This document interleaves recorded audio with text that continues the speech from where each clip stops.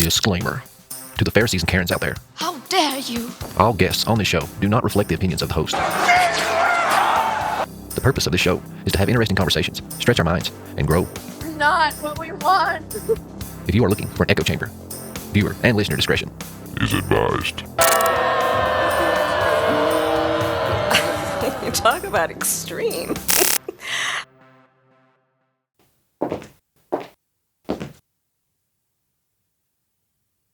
What is happening and what is up? Hold out your glass, because we're about to fill it up. Torches high. Look at it from a different perspective.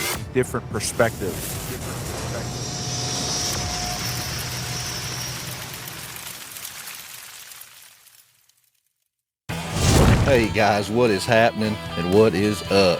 Hold out your glass, because we are about to fill it up. Welcome to the Prometheus Lens Podcast, the place where the conversations are always enlightening. I'm your host, Justin. Here we like to use the allegory of the Prometheus Lens to take a second look at everything. Hey guys, if you're new to the channel, welcome to the hero's journey. Be sure and hit that like button, hit that subscribe button. Down below we'll have our socials and our various platforms. Be sure to check those out. That would be much appreciated. And hey guys, first off, if you're listening on Apple or Spotify, if you haven't done so already, give us a 5-star review. And up front, I know that the ads suck. But hey, if you want an ad-free listening experience and help contribute to the show you love and listen to every single week, $4 a month, I got your fix. And you get 48-hour early access to all episodes. Well, with all the business out of the way, let's just go ahead and cut to the meat of the matter. Today we got a guest, and this man was on Mike Heiser's Naked Bible podcast. And if you're a listener to this show, you know what a big fan of Mike I am and some of his guests. And I've been fortunate enough to get some of these great minds and conversations on the show. And anytime I can do that, man, I'm just really excited. So thanks and shout out to Steve from the Dig Bible podcast that hooked me up with our guest today.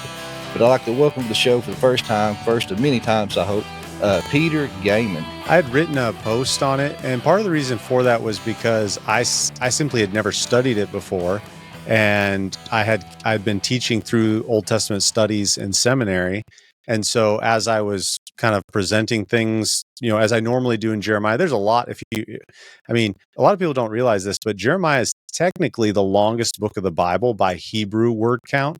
And so, technically there's just so much to talk about teaching all this different stuff. And then a student raised their hand and said, well, what do we do about the Queen of Heaven? Who is that? And I just remember thinking to myself, I have no idea what that is. And so, just really tried to, expose my ignorance. And so I just started doing a lot more research. And yeah, it's a fun thing to study because it doesn't really show up anywhere else, at least not by the name Queen of Heaven. And so you kind of have to do some research in Jeremiah and really uncover some rocks and say, what in the world is going on here? Because it's kind of a unique idea that Jeremiah brings to our attention. Yeah, and also too, like with modern context, that's one thing I loved Mike that he kind of pounded into my head, and anybody that listened to his show was, this is an ancient text, and we have our preconceived notions and modern filters that we try to filter this ancient text through. And yeah, we can misapply terms and bend it to our modern day, but we're going to miss the original meaning and context of what they were trying to convey. And like the first modern thought that pops into your head is Catholicism. They call Mary the Queen of Heaven. But I will say that out of all the people that visit my website and visit the article, most of them are researching it from a Catholic perspective, and then I'll have people comment on the post saying, what in the world, like where did this come from? I've been looking for things about Mary, and this pops up on my screen. And so you're right. I think for most people, they're a lot more familiar with the Catholic idea of Mary being the Queen Mother or the Queen of Heaven. And I'm not actually, that would be an interesting thing to look at, because I wonder where that phrase first starts being used in Catholic theology. I'm not sure, but I do know that I think for most people, that's where they're going to be familiar with the idea. Well, Peter, just kind of walk us through and let us know, kind of your journey, what you were digging through, what kind of resources and what kind of nuggets you found and conclusions that you came to during your research. Yeah, well, I mean, there's a lot we could talk about, and whenever I'm studying an issue like this, I try to approach it with fresh eyes, fresh perspective. Kind of like you were saying that Mike, would always say is we want to try to get into the context of the biblical world, and obviously, having been trained in Old Testament studies, I think that that's so important to get into the ancient cultural context, even looking at it in Hebrew. And so, since I've been trained in the biblical languages, just trying to look at, what is the phrase here? Like, how is it used? Is it unique? And, this is something that depends on how nerdy people are. I apologize in advance if this is. You're in good company with this Okay, audience. good. Oh, I'm glad, because one of the cool things I think it's cool about the Hebrew phrase itself is that it's not the normal way for spelling Queen of Heaven in Hebrew. And so as I first started reading this, I kept thinking to myself, this is so strange. And one of the, as I was consulting some of the different sources, one gentleman that I've, really appreciated is Robert Alter. And anybody who's heard that name before, he has done a lot in the world of Old Testament. In fact, he has his own, I mean, very few people publish their own translation, but he has his own translation of the Old Testament. It's a 3-volume work. I think I got it on a steal of a deal at some point for like $60 or something, but it's a little more expensive than that now, I think. But I was checking what he had said, because he's a really good scholar based in the Hebrew and all of that, and he made a note, and because I wanted to double check myself, make sure I wasn't crazy, but I was looking at the spelling and I thought, okay, this doesn't really match with what's going on. And he actually made a note that the spelling in the Masoretic text, the Hebrew text, doesn't read the normal word for queen, but it's actually the word for work. So in Hebrew, the word for queen is malkah, but then in the Hebrew text of Jeremiah 7:44, where the Queen of Heaven phrase shows up, there's actually a different word. It's malaket, which is in construct with if you know the Hebrew alphabet, there's an extra aleph added in. And you say that's really kind of weird. Now, it could just be a variant spelling that sometimes words are spelled differently. I mean, we experience that in English, the two different forms of color, in the UK versus USA or whatever. And that happens. But it's also possible that, and this is what Robert Alter had said, is that, okay, this was the Masoretes kind of editing the spelling just a little bit to make sure it read work of instead of queen of, just because Queen of Heaven is such a odd thing. It's kind of embarrassing. Now, I don't know if that's for sure what happened. It's just as easy that it's a variant spelling, or it's something that the Masoretes didn't really know how to massage that spelling or nuance it, and so they just left it, because hypothetically it does still match very, very closely with the word for queen. It's just off with the aleph. And so, nerdy style, obviously, but when you get to the end of the day, it is kind of fascinating to see that even in the Hebrew itself, there was probably some confusion as to what in the world is going on with this queen. And you did have the Greek translations of the Old Testament picking up on that and saying, okay, most of them translated it Queen of Heaven, but there were some Greek translations that translated it, the host of heaven. And that was kind of strange. So just observing all that really kind of keyed me in on one thing, that a lot of people have struggled with this idea of, why are the Israelites worshiping this Queen of Heaven? Who is she? What should we, think about with regard to that? So that was kind of the starting point, which launched me into all that study.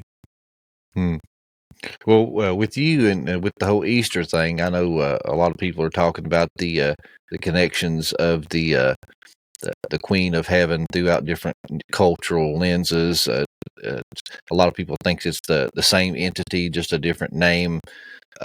Ashtaroth, Ishtar, Astarte, Nana, all these different goddesses. But with all of them, there's like a common theme of this, what Christians will call a unholy trinity. And you have Semiramis and Nimrod, who births Tammuz, who we see in the book of Ezekiel, where they turn their backs to the temple toward the east, toward the sun, and weep for Tammuz. What's your thoughts on that? Are you in a similar line of thought, or do you think you maybe have narrowed this down through some of your research? Yeah. So if you start to read through the commentaries and the Bible dictionaries and things like that, you'll see that there's usually, like you said, there's usually a wide variety of possibilities. And I think we can probably narrow it down a little more. You get my opinion since I'm on the show, I'll just give you what I think. And then you can tell everyone why I'm wrong, next episode or whatever. But are you a hunter, a hiker, or just an outdoor enthusiast? Well, if you are, you know that good quality gear is hard to come by. And finding all-American made is like finding Bigfoot in the woods. Hence the name of Squatch Survival Gear. Head on over to squatchsurvivalgear.com. Use the code PLP10 for 10% off store-wide.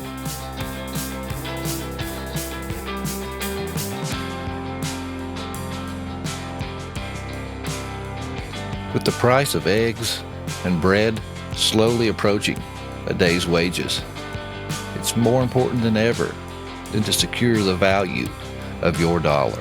One thing that has remained steady is gold and silver throughout the ages. Back in Roman times, a piece of gold would get you a toga. That's the equivalent of $3,000 today. That still remains true to this day. For a full suit, shoes, tie, you're looking at about $3,000. Because gold and silver holds its value. So if you're tired of watching the value of your dollar go down every single day, it's time to get off your hands and make a move. I've recently teamed with Cornerstone Asset Metals. Reach out to those guys for all of your financial needs. It's time to trade in that forever devaluing dollar into hard assets that you can hold, like gold and silver.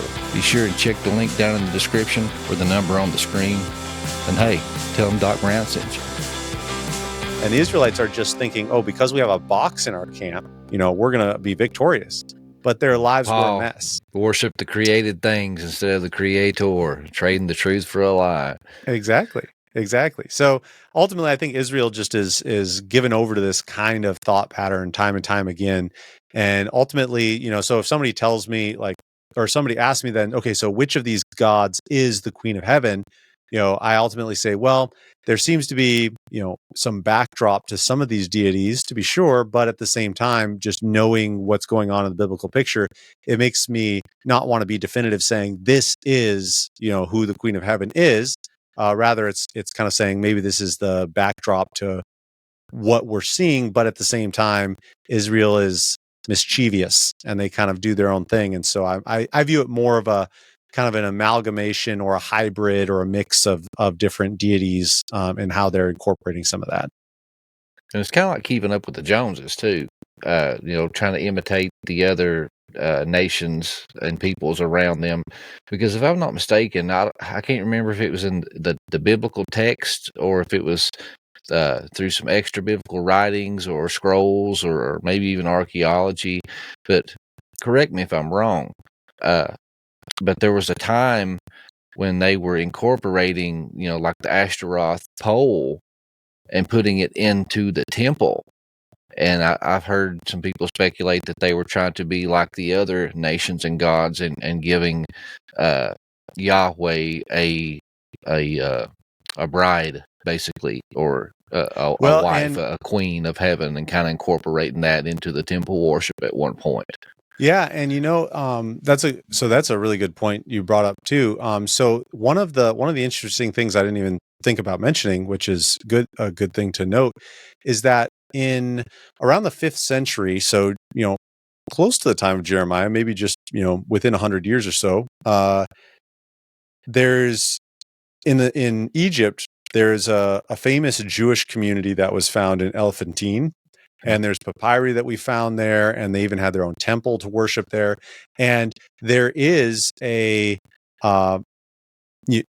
archaeologically, there's some findings there which have really surprised scholars in some ways. And one of those findings does seem to be that there was a worship of Yahweh in some form and capacity, but there was also in the community apparently some sort of consort that they were tying to Yahweh. Now, there's a lot to speculation, left to speculation with regard to that, because we don't have exhaustive evidence. But if that's true, with the epithet Queen of Heaven, and there's evidence that there were multiple deities viewed there. If that's true, then that would match with some of the other, like you said, I liked the illustration, the keeping up with the Joneses, seeing what the Canaanites are doing, seeing what the Assyrians are doing. We know for a fact that those cultures often influenced Israel. I think it was in, I believe it was in First Kings or Second Kings. I can't remember which one it is, but in chapter 16, if either First or Second Kings, I can't remember which one it is right now. But you had the Assyrians, help. Well, I guess it would probably have to be First Kings. So in First Kings 16, you had the Assyrians helping Judah, and then so what Judah does is they send back to Jerusalem to build a altar that corresponds to the one that the Assyrians had constructed. And it's given in the text there very clearly. And so, unfortunately, it's just one of Israel's, penchants for trying to just match with what you see going on. And so, yeah, I agree. There's unfortunately a lot of correspondence with even how the Jews would corrupt their worship with Yahweh in the temple to match with some of these foreign deities. Mm. Now, you had mentioned the cakes earlier. When you was digging through, and did you go down any rabbit trails trying to figure out what these cakes were, or if we had any kind of writings, references, or archaeological hints pointing to what those actually were? Yeah, that was an interesting area of study, and one of the things that, well, apart from having a cake, just found, we do have some molds of different. The problem though with archaeology just in general, and this is where probably I don't know, I always pull the reins just a little bit, saying, the problem with archaeology is that when you find something, unless you have something that tells you exactly what you found, there's always a little bit of a question mark, because we found lots of figurines of like a woman god or something, but okay, are we sure which god it is? We can be fairly certain in some cases, but in these cases of the cakes, for example, we can find little dishes where there'd be kind of like a mold for a cake or something. But the question is whether that was just for mama's homemade pie, or was that, part of the religious, unless it was found at like a temple structure or something like that. Sometimes you're not sure. So regardless, there's a little bit of guesswork. However, with some of the, if you research some of the Akkadian sources, you have descriptions of what's going on, in a similar concept to what Jeremiah talks about. And so different scholars have kind of tried to correlate what's going on between the two cultures. And so there have been different proposals as to what the cakes looked like.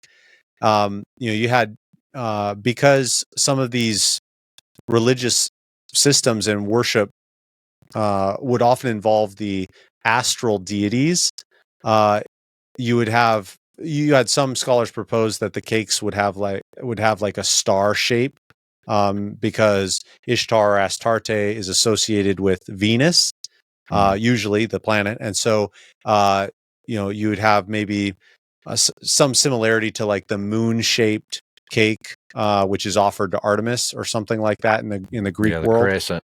Yeah. And so it's one of those things where that's a possibility, but it is kind of conjecture.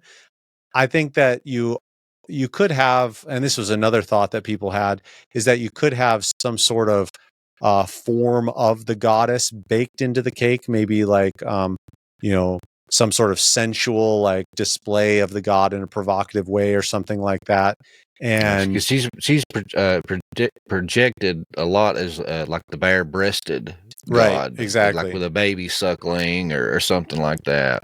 right. And it's so, and to be fair, I think, you know, it often seems like in the ancient world, whenever somebody gets a chance to picture a deity in a provocative or more sexually promiscuous way, like that's what happens because Men like boobs. I mean, it's yeah, just I mean, when historically fact, you know? yeah, and you know, fallen mankind likes to really like project all of that into, you know, wherever they want to. And so, you know, that's not a big surprise there. And I would say too, given the propensity for like temple prostitution in the ancient world, that would Yeah. probably be another argument in favor of that. But yeah, as as you can tell, you know, I'm giving you all these possibilities, but at the end of the day, you know, I just It's interpretation, yeah. right. And we really just don't have the definitive evidence that I could see to say this is for sure what's going on with the cake. All we know is that it was somehow tied in specifically to the worship of the Queen of Heaven during this time. And so it's probably, again, you know, an incorporation of some of these ideas. Which I'd done some research, and of course, like you said, it's just we have hints of things and brief mentions of things, but we have a lot of speculation. Even, you know, the early church fathers and different people speculating on what they think this was or that was, and the passing of oral traditions and stories and historians, you know, writing these things down. Whether they're true or not, I mean, that's debatable. It could be just people spinning, you know, yarn, as we like to say Right, down here in the exactly. South. But I recently released an episode, The History of Easter, and, you know, just talking about some of the things that were found, like through the pagan holidays and things like that. One of the things that I had found, it was talking about that unholy trinity that I had mentioned earlier in the show, and that during this time, some of the pagans would worship their queen of heaven, whoever that may be. The perversion of these things in the past, and I tell people all the time that they try to use like these unholy trinities, and some people call them the corn kings. You have so many of these dying and resurrecting gods throughout history, so Christ therefore is just another carbon copy, and it's just another story. You know, as Campbell used to say, the hero of 1,000 faces. But with me, I'm the type of person that I tell people, if you go with the biblical narrative, Genesis 6 and, you know, the book of Enoch, they say that these sons of God, they rebelled. They were kicked out of heaven, so they were here first.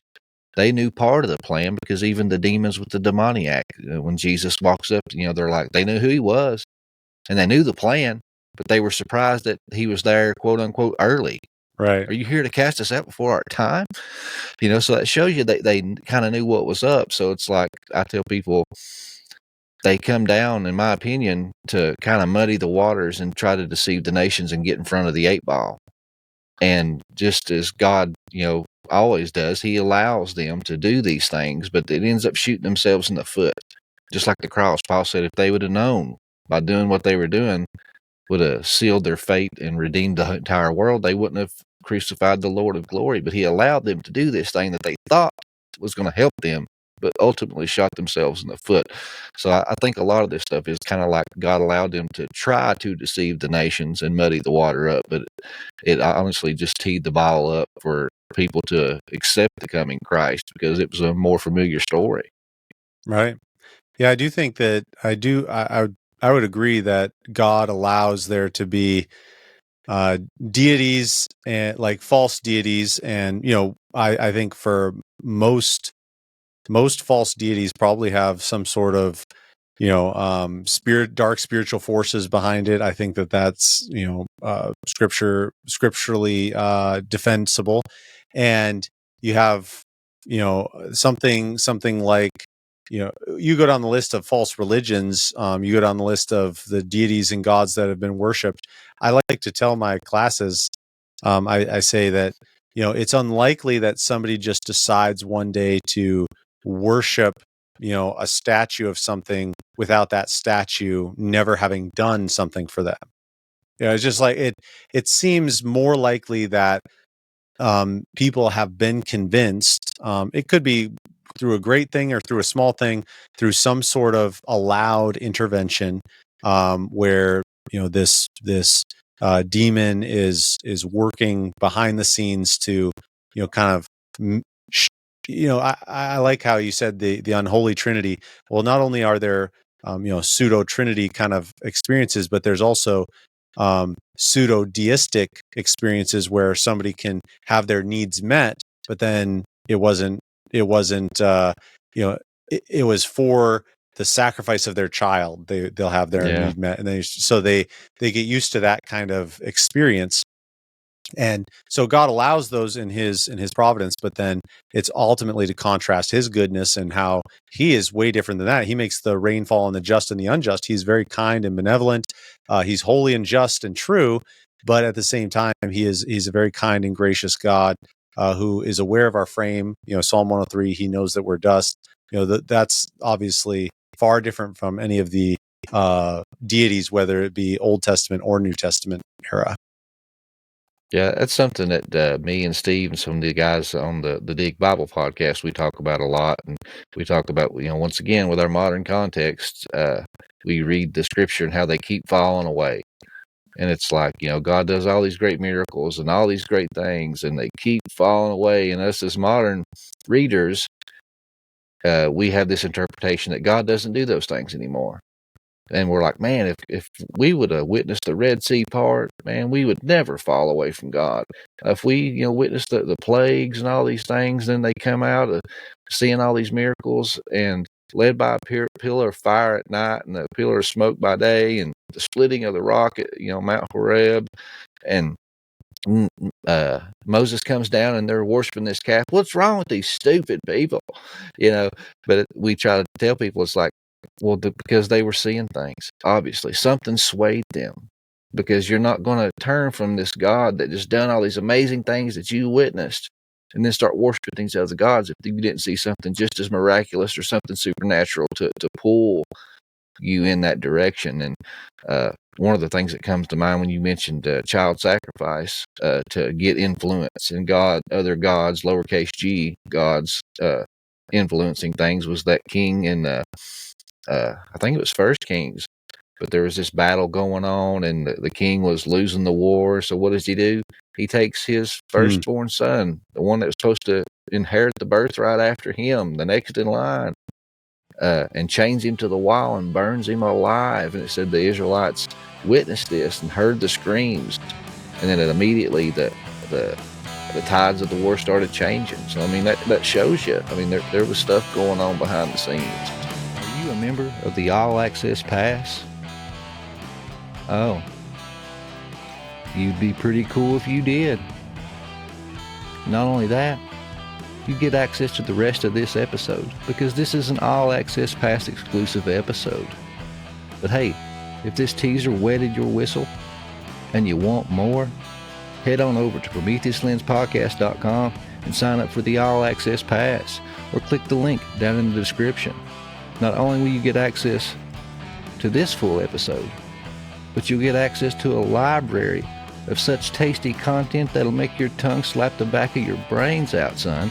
Along with that, you'll get 48-hour early access to all future episodes, an ad-free listening experience on Spotify and Apple, and access to the monthly Q&As with authors and researchers. What are you waiting for? 5 seconds of courage can change your life. Click that link, baby. You'll thank me later.